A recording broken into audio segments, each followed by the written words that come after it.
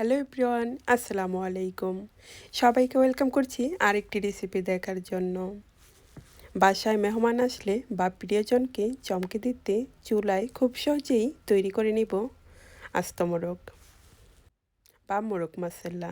যেটাই বলি না কেন, দেখতে যেমনটি লোভনীয়, খেতেও কিন্তু দারুণ স্বাদ। আর ঘরে থাকা অল্প মশলা দিয়েই খুব সহজেই আমি চুলায় তৈরি করে নিয়েছি। আশা করি রেসিপিটি ভালো লাগবে। শেষ পর্যন্ত দেখার চেষ্টা করবেন।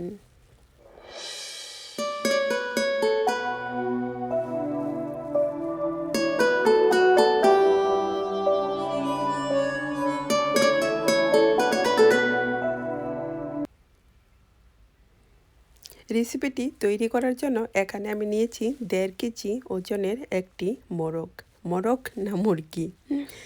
এটাকে ভালো করে ধুয়ে তারপর বুকের যে অংশটা আছে সেখানে একটু ছুরি দিয়ে তারপরে ফাঁকা ফাঁকা করে কেটে নিয়েছি। তাতে করে মশলা খুব সহজেই ভিতরে ঢুকে যাবে, কারণ এই রানের পিসগুলো খেতে খুব ভাল লাগলেও এই পিসগুলো কিন্তু বিশেষ করে অনেকেই পছন্দ করে না। তাই ভিতরে যাতে মশলাগুলো খুব সহজে ঢুকে যায় সেই কারণেই আমি এভাবে কেটে নিয়েছি। এখন তৈরি করে নেব একটি সস। আর তার জন্য একটি বড় সাইজের পেঁয়াজ একটু ভেজে নিয়েছি, তবে ব্রাউন কালার করে ভাজতে হবে না, জাস্ট একটু নরম করে ভেজে নিলেই হবে। সাথে নিয়েছি কিছু বাদাম। এখানে আমি 2 ধরনের বাদাম নিয়েছি। দিয়ে দিচ্ছি আদা এবং রসুন করা পেস্ট। সব কিছু একসাথে এই ব্লেন্ডার জারে করে মিক্স করে নেব। আদা, রসুন, টক দই এবং আরও যে মশলা লাগবে সব কিছু একসাথেই দিয়ে তারপর মিক্স করে নেব। 1/2 চামচ হলুদের গুঁড়ো,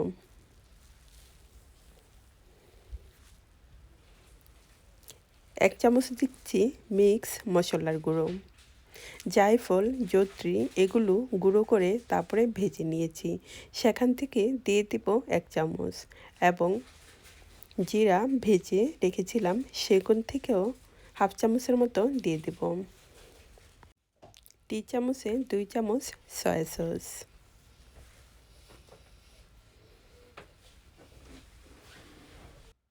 যেটা লাইট সয়া সস সেটাই আমি এখানে ব্যবহার করেছি।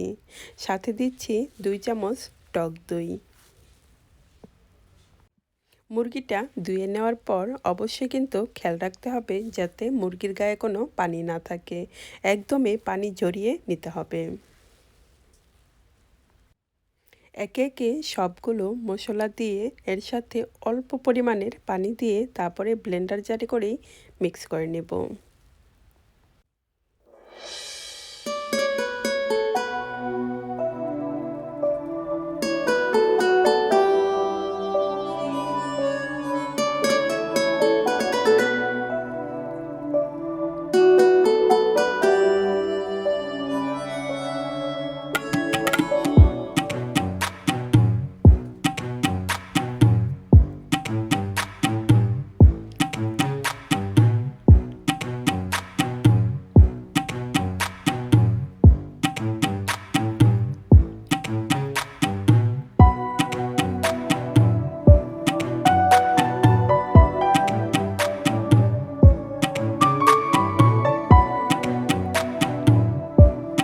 কালারটা সুন্দর আসার জন্য 2 চামচ টমেটো সস এবং আমার স্বাদ মতো লবণ দিয়ে ব্লেন্ডারে মিক্স করে নিলাম।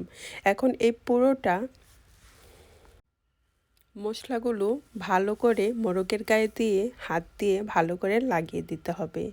যেখানে ফাঁকা জায়গাগুলো কেটে রেখেছি সেখানেও যাতে মশলাগুলো সুন্দর মতো ঢুকে যায় সেভাবেই হাত দিয়ে ঘষে ঘষে লাগিয়ে দিতে হবে। ম্যারিনেট করার পর আমি 1 ঘন্টা রেখে দিব। 1 ঘন্টা পর এটা চুলায় তৈরি করে নেব।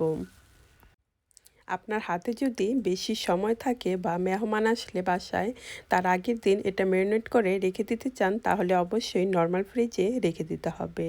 লন্ডনে এখনও শীত, তাই আমি ফ্রিজ ছাড়াই এমনি 1 ঘন্টা রেখে দিয়েছিলাম, আর 1 ঘন্টা পরেই এটাকে চুলাতে তৈরি করে নেব। চুলাতে তৈরি করার জন্য অবশ্যই বড় একটা প্যান নিতে হবে। এরকম সাইজের প্যান নিলে সেটা ভালো হবে। চুলাতে প্যান বসিয়ে দিয়ে তারপর দিয়ে দিলাম তেল। যখন দেখব তেল একটু গরম হয়ে আসছে তখন পুরোটা মোরগ আমি আস্তে করে হাত দিয়ে এটা বসিয়ে দেব।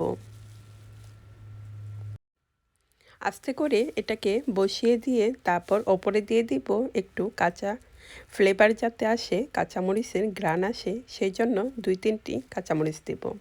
2-3টি কাঁচামরিচ দিয়ে তারপর ডেকে দেব। বাকি যে মশলাটা পেলার মাঝে ছিল সেটা কিন্তু আমি ঢেলে দিয়েছি। দিয়ে তারপর কাঁচামরিচ দিয়ে এখন ডেকে দেব। 10 মিনিট পরে এসে আবার একটু ঘুরিয়ে নেব। তবে চুলার আঁচটা অবশ্যই কিন্তু মিডিয়াম আঁচে রেখে রান্না করতে হবে। এক পাশ 10 মিনিট হওয়ার পরে তারপরে আবার এটাকে আরেক পাশ করে দিব। আরেক পাশ করে দেওয়ার পর আবারও ঢাকনা দিয়ে ঢেকে দিব।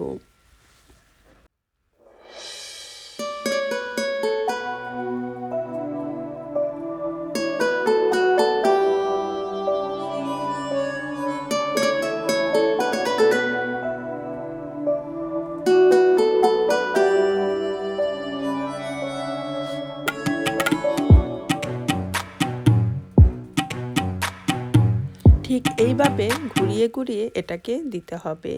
আপনি দুই পাশেই করলে এটাকে ঠিক এইভাবে ঘুরিয়ে দিলে তখন নিচে দিয়ে লেগে যাবে না। এবং কিছুক্ষণ পর পর এভাবে অল্প অল্প করে মশলা মোরগের গায়ে দিয়ে দিতে হবে।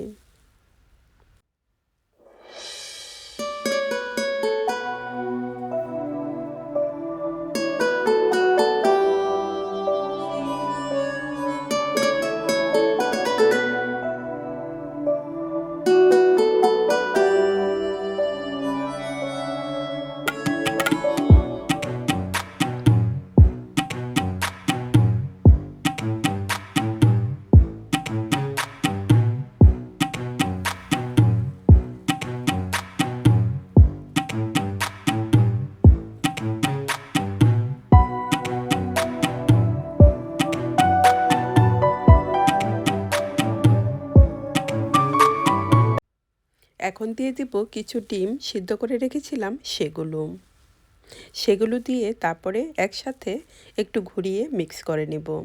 এর আগেও আমি মোরগ মশলা রেসিপি শেয়ার করেছিলাম, তবে ওই মোরগের পা দুটি বেঁধে রেখেছিলাম বলে একটু চাপানো ছিল, আর এটার পা বাঁধা হয়নি বলে একটু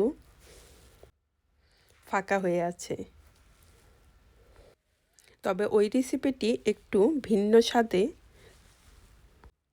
এবং ভিন্নভাবে তৈরি করেছিলাম। আপনারা চাইলে সেই রেসিপিটিও দেখে নিতে পারেন, সেটিও অনেক লোভনীয় হয়েছিল।